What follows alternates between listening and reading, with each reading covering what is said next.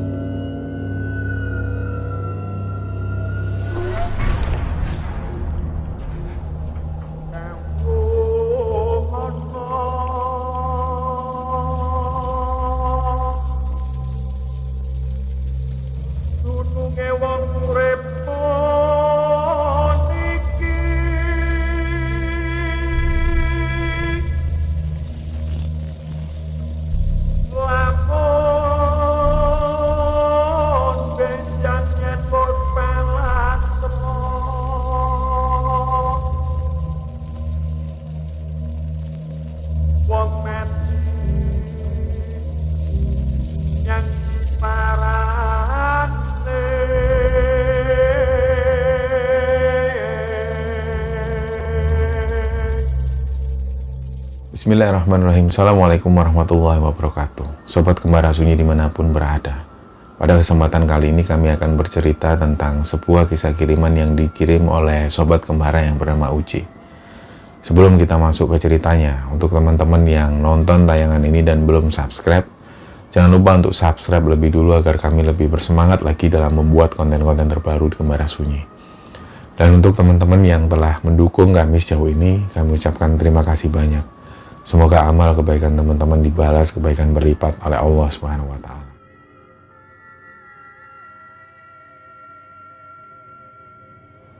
Ya, sebelum menceritakan cerita ini, memang agak kesulitan. Kami sering mengalami kesulitan ketika di tengah-tengah syuting itu ada beberapa kendala. Nggak tahu kenapa, terus sampai akhirnya kami berpikir mungkin ada baiknya kita mengirim Al-Fatihah dulu kepada sosok Buddhism ini. Karena pada kali ini cerita yang kami sampaikan bercerita tentang sosok yang sudah meninggal dan dipercaya oleh beberapa orang ini menghantui keluarganya sendiri. Jadi cerita ini dikirim oleh Sobat Kembara yang minta disamarkan namanya. Namanya Uci. Jadi Uci ini cerita bahwa dulu kedua orang tuanya Uci ini asalnya dari Jawa Timur. Dan pada waktu itu dua orang tuanya Uci ini pindah di daerah Bekasi. Jadi Uci ini punya Pak D. Pak D-nya ini adalah kakak dari ibunya Uci. Biasanya Uci ini memanggil Pak D-nya dengan panggilan Pak Desam. Pak Desam ini punya istri yang Uci juga biasa memanggil dengan panggilan Bu Desam. Nah, mereka berdua, Pak Desam dan Bu Desam ini punya anak yang namanya Rifa. Mereka tinggal nggak jauh dari rumahnya Uci. Dan di situ juga tinggal neneknya Uci. Sampai pada satu kejadian di tahun 2004. Waktu itu Uci ini masih duduk di kelas 5 SD. Mereka ini dapat kabar bahwa budenya Uci ini mengalami sakit. Jadi Buddhism ini mengalami sakit. Dan ternyata belakangan diketahui bahwa Buddhism itu ada kanker di daerah tenggorokan. Dan pada saat itu terpaksa pita suara dari Buddhism ini harus diambil.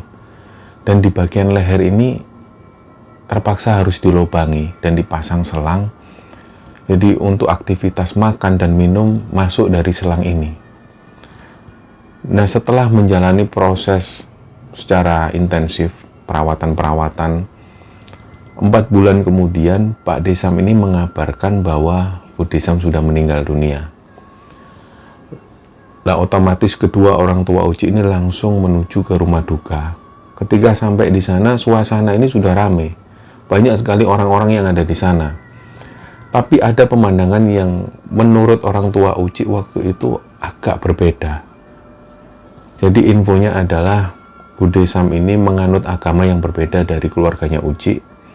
Tapi ketika di sana ada pemuka agama lain yang juga ikut-ikutan datang.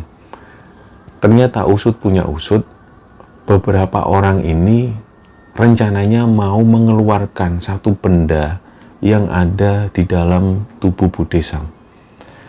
Mereka ini nggak tahu, orang tuanya Uci ini nggak tahu apa benda yang sudah tertanam di Bude Sam itu, mereka nggak tahu. Tapi mereka hanya mengikuti prosesi pemakamannya. Setelah prosesi pemakaman itu selesai, kedua orang tuanya Uci ini kembali pulang, mereka beraktivitas seperti biasa. Nah, beberapa hari setelah itu, Pak Desam ini telepon lagi ke mamanya Uci. Pak Desam bilang kalau pengen tinggal di rumahnya Uci. Nah, pada saat itu mereka tidak curiga. Ya sudah, namanya saudara, silahkan kalau mau tinggal di sini. Akhirnya pindahlah Pak Desam, Riva dan juga nenek ini pindah ke rumahnya Uci. Mereka tinggal di sana dan satu hari setelah tinggal di sana, Pak Desam mulai cerita alasan kenapa mereka ini memutuskan pindah, ngungsi.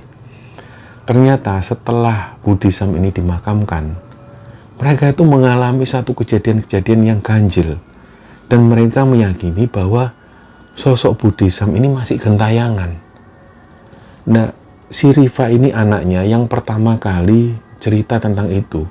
Riva ini yang pertama kali cerita bahwa dia dihantui sosok ibunya sendiri. Jadi di rumah Pak Desam ini terdiri dari 2 lantai. Di lantai kedua itu ada satu kamar pembantu yang sudah lama sekali nggak digunakan karena sudah nggak ada lagi pembantu. Persis di depan kamar itu ada tempat untuk jemur pakaian. Seperti biasa sore hari itu Riva ini mau jemur pakaian. Dia naik ke atas. Begitu selesai jemur pakaian, otomatis Riva ini berbalik menghadap ke arah kamar itu.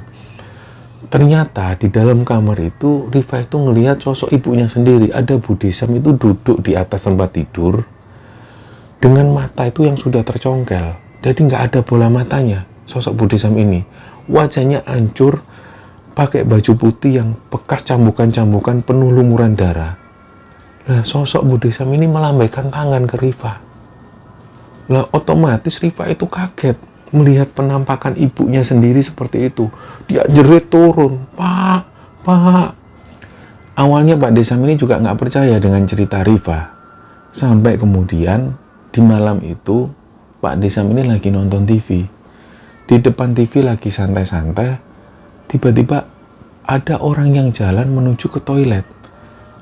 Nah, begitu Pak Desam ini noleh, ternyata dia ngelihat ada sosok Bude Sam itu jalan. Dia itu pakai baju putih panjang dan benar ada bekas cambukan-cambukan. Jadi Bude Sam ini jalan sambil jinjit menuju ke toilet. Nah, Pak Desam itu langsung kaget dan dia baru percaya bahwa ya memang benar, berarti Bude Sam ini atau istrinya sendiri ini gentayangan. Hal itu juga ditambah pernyataan dari warga. Jadi warga komplek di rumah Pak Desam itu sering melihat penampakan Bude Sam ini yang duduk-duduk di depan rumah. Dan penampakan itu bukan malam hari, tapi pagi hari sekitar jam 5:30 pagi. Ketika selesai subuh, kadang-kadang ada orang-orang yang jalan di sekitar komplek dan begitu lewat di depan rumah Pak Desam, mereka itu mengaku melihat sosok Bude Sam ini duduk-duduk. Bude Sam ini duduk sambil kakinya diselonjorkan. Nah, sesekali waktu Bude Sam itu juga melambaikan tangan ke orang-orang ini. Nah, karena Pak Desam ini juga malu dengan tetangga, banyak sekali gunjingan-gunjingan dari tetangga, apalagi di sana juga ada orang tua, ada neneknya Uci di situ. Pak Desam ini nggak mau neneknya ini semakin kepikiran. Dari situlah Pak Desam itu memutuskan untuk pindah ke rumahnya Uci. Nah, ketika pindah di sana, Uci ini juga merasa ada banyak sekali keanehan dan keganjilan. Padahal sebelum-sebelumnya Uci dan keluarga tidak pernah sekalipun melihat penampakan di rumahnya. Tapi ketika Pak Desam, Riva dan juga neneknya ini pindah ke sana, Uci mengaku juga banyak sekali kejadian. Dan bahkan yang sering ditampakin sosok Budi Sam ini adalah 2 asisten rumah tangganya. Nah, di rumah Uci ini punya 2 asisten rumah tangga perempuan. Jadi memang kedua orang tuanya Uci ini bekerja dan mampu bayar 2 asisten rumah tangga. Kebiasaan mereka itu memang bangun sekitar jam 3 atau setengah 4 dini hari. Mereka menyiapkan segala sesuatunya di dapur untuk keperluan sarapan di pagi hari. Nah, di rumah Uci ini ada satu taman yang nggak terlalu besar. Di sebelah taman ini bukan ruang tamu tapi dapur. Di dapur itu ada jendela dengan ukuran yang besar. Jadi ketika jendela ini dibuka langsung menghadap ke taman. Pagi itu sekitar jam 3 atau jam setengah 4 dini hari, 2 asisten rumah tangga ini sudah bangun. Mereka bangun seperti biasa menyiapkan segala sesuatunya dan mulailah mereka ini buka jendela. Begitu jendela ini dibuka, ada sosok Budi Sam itu berdiri. Dan mereka itu melihat benar-benar 2 bola mata Budi Sam ini tercongkel. Mereka pun takut, teriak-teriak pada waktu itu, dan otomatis semua penghuni yang ada di rumahnya Uci ini bangun semua karena mendengar jeritan dari 2 asisten rumah tangga itu. Ketika semua bangun, ceritalah 2 asisten rumah tangga ini. Jadi mereka itu cerita bahwa mereka melihat sosok perempuan dengan penampilan seperti itu. Karena 2 asisten rumah tangga ini nggak tahu Budi Sam itu seperti apa, akhirnya dikonfirmasilah oleh Pak Desam bahwa yang kamu lihat itu adalah istriku. Itu Budi Sam. Nah, persis seperti yang diceritakan Riva, bahwa penampakan Budi Sam itu 2 bola matanya ini tercongkel, bolong. Nah, pakaiannya itu compang-camping dan Budi Sam itu pakai syal putih di bagian lehernya, seolah-olah nutupi lubang yang ada di lehernya. Nah, setelah kejadian itu, 2 asisten rumah tangga ini mulai takut. Biasanya 2 asisten rumah tangga ini tidur di depan TV. Mereka menggelar karpet sambil tiduran, sambil nonton TV, sambil nunggu ngantuk, mereka SMS-an sama teman-temannya. Tapi setelah kejadian itu, 2 asisten rumah tangga ini sudah nggak berani lagi tidur di depan TV. Nah, pada satu siang, si mbak-mbak ini, si asisten rumah tangga ini mengasuh bayi adiknya Uci itu, diasuh di lantai 2 seperti biasa, ditidurkan. Nah, di dalam kamar itu ada satu meja, dan di meja ini ada cerminnya. Di siang itu ketika si mbak-mbak ini menidurkan bayi adiknya Uci itu, tiba-tiba meja ini bergerak sendiri, seolah ada yang dorong. Nah, awalnya nggak curiga. Ketika diperhatikan, cermin dari meja itu tiba-tiba bergerak sendiri kayak ada yang gedor dari belakang. Padahal di belakang cermin itu adalah tembok. Disitulah mbak-mbak ini langsung ketakutan turun ke bawah. Sampai sore hari, begitu ibunya Uci ini datang, ibunya Uci pun kaget. Loh, dedeknya mana? Iya bu, lagi di atas, masih ada di kamar. Loh, kamu itu gimana? Sembrono kamu itu. Lah, ceritalah si mbak-mbak ini cerita bahwa tadinya di kamar itu dia mengalami gangguan semacam itu. Akhirnya cepet-cepetan lah ibunya Uci langsung naik ke atas, dia ngecek keadaan bayinya. Begitu ibunya Uci ini masuk ke kamar, mulailah ibunya ini mencium bau-bau yang gak sedap. Mulai bau anyir darah, sampai berubah jadi bau bangkai. Dan tiba-tiba waktu itu merinding. Akhirnya cepet-cepetan lah bayi ini diambil, dia pun turun ke bawah, langsung ceritalah. Bener mbak, ternyata di atas aku juga bau yang aneh, bau anyir darah, bau bangkai dan lain sebagainya. Setelah berbagai macam kejadian yang dialami oleh keluarganya Uci, mereka ini semakin ketakutan. Tapi mau gimana lagi, mereka tinggal di sana. Apalagi yang menghantui ini dipercaya adalah budenya sendiri, Budi Sam. Beberapa waktu itu ada saudara dari ibunya Uci yang datang dari Jawa Timur, bapak dan anak. Anaknya ini namanya Rizka. Dia biasa ketika menginap di rumahnya Uci itu tidur di sofa di depan. Nah, malam itu si Rizka ini tidur. Dia tidur seperti biasa pakai guling. Nah, ketika tidur di tengah malam itu guling ini ada yang narik. Bener-bener kayak dirampas. Nah, begitu tertarik, Rizka pun bangun. Begitu Rizka ini noleh, ternyata di sampingnya persis ada sosok Budesam yang duduk sambil menghadap ke arah Rizka. Lah Rizka pun takut karena sosok Budesam ini matanya bolong.